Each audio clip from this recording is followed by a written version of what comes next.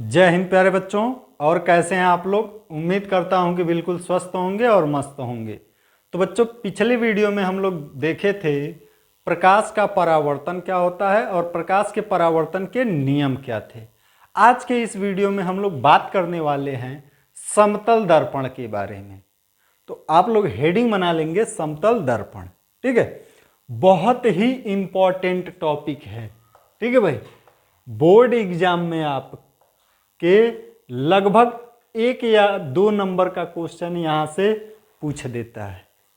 ठीक है, तो वो 1 या 2 नंबर आप बहुत ही आसानी से क्या कर सकते हैं, प्राप्त कर सकते हैं, अगर आज का ये लेक्चर ढंग से आप देख लेते हैं तो।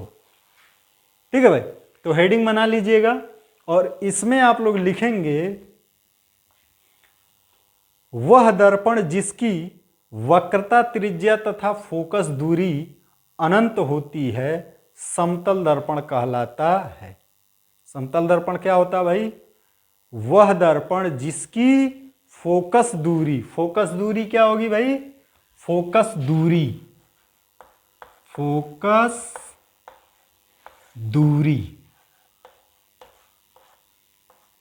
क्या हो? अनंत। ठीक है, और वक्रता त्रिज्या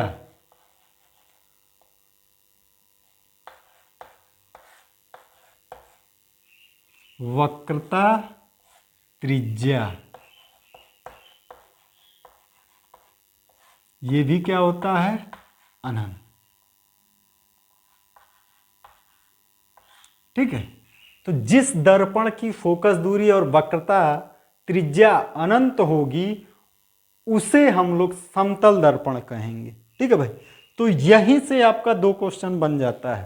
पहला क्वेश्चन कि समतल दर्पण की फोकस दूरी क्या होती है, तो आप बताएंगे कि समतल दर्पण की फोकस दूरी अनंत होती है। हो सकता है कभी एग्जामिनर ये भी पूछ दे कि समतल दर्पण की वक्रता त्रिज्या क्या होती है, तो आप बताएंगे कि समतल दर्पण की वक्रता त्रिज्या भी अनंत होती है। बात समझ में आया? अब हम लोग जानेंगे कि समतल दर्पण के सामने, अगर समतल दर्पण के सामने कोई वस्तु रख दे हम लोग, तो उसका प्रतिबिंब कहाँ बनेगा, कैसा बनेगा और किस आकार का बनेगा। ठीक है भाई, तो आइए आपको पहले समझाते हैं। मान लीजिए कि ये आपका कोई समतल दर्पण है। ये क्या है भाई? समतल दर्पण है। ठीक है, यहां से हम एक रेखा खींच दे रहे हैं।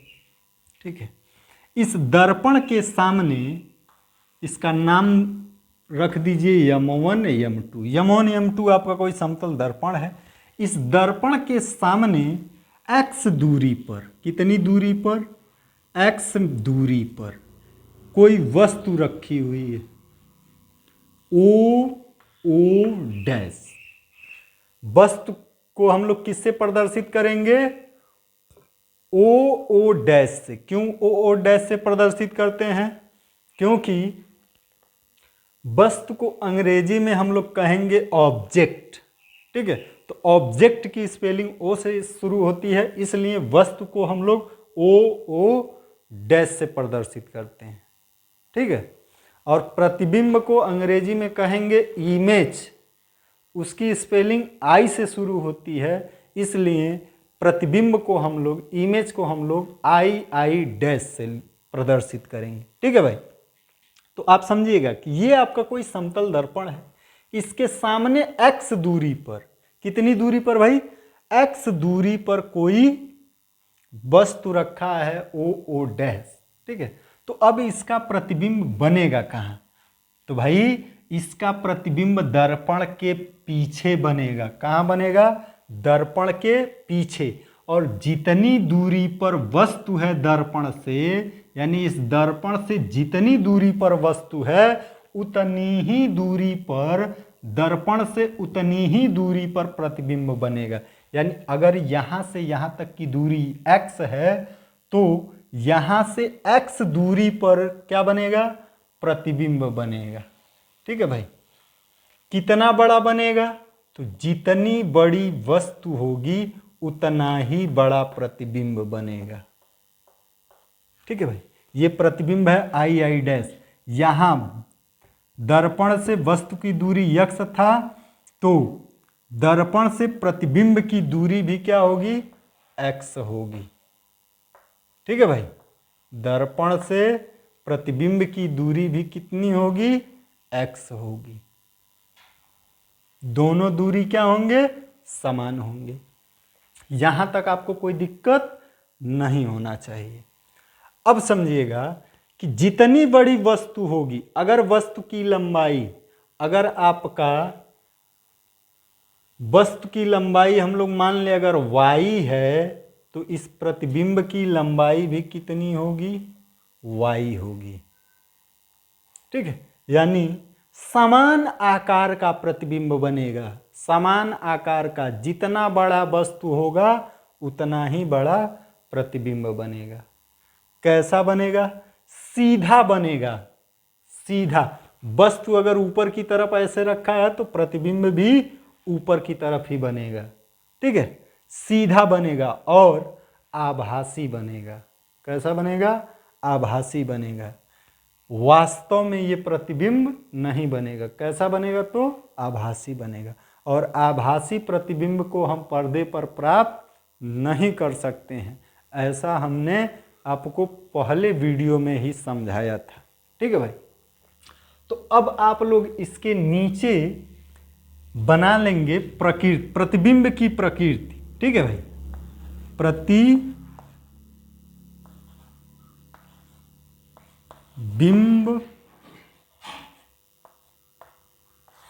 की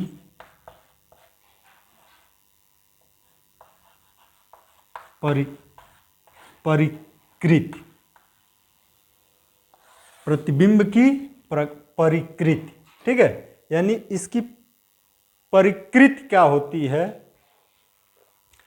तो इसकी प्रकृति में क्या बताएंगे हम लोग कि आभासी होता है और सीधा होता है। ठीक है, और वस्तु के आकार का होता है। ठीक है भाई, यानी इसमें आप लोग लिख लीजिएगा, समतल दर्पण द्वारा किसी वस्तु का प्रतिबिंब, समतल दर्पण द्वारा किसी वस्तु का प्रतिबिंब दर्पण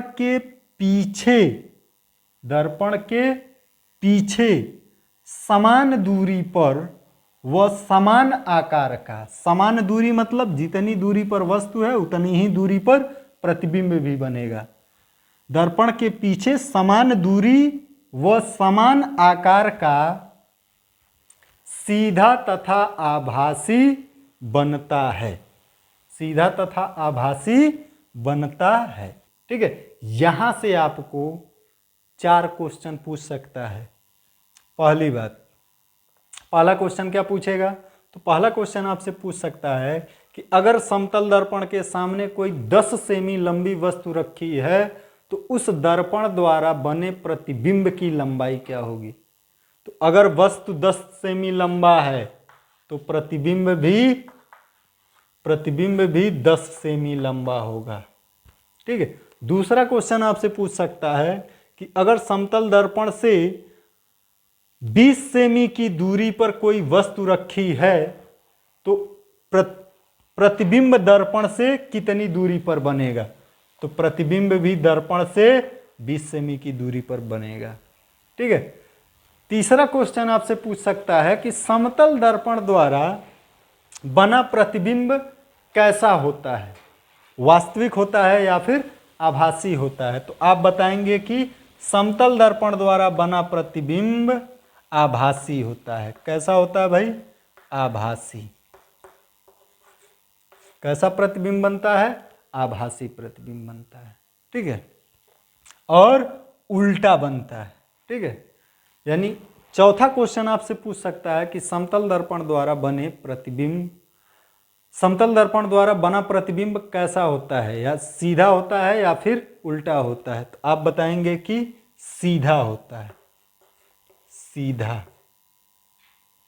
ठीक है भाई, तो एक बात और आपको बता दें, आप अपने दिमाग में बैठा लीजिएगा कि जब भी प्रतिबिंब आभासी बनेगा तो हमेशा क्या होगा भाई, सीधा होगा। ठीक है, जब भी प्रतिबिंब क्या बने, आभासी बने, तो हमेशा वो क्या होगा, सीधा होगा। या फिर आप ऐसे याद रखिएगा कि अगर प्रतिबिंब सीधा बना है तो वह प्रतिबिंब आभासी होगा। ठीक है भाई, इस बात को आप अपने दिमाग में बैठा लीजिए कि अगर सीधा प्रतिबिंब है तो कैसा होगा, आभासी।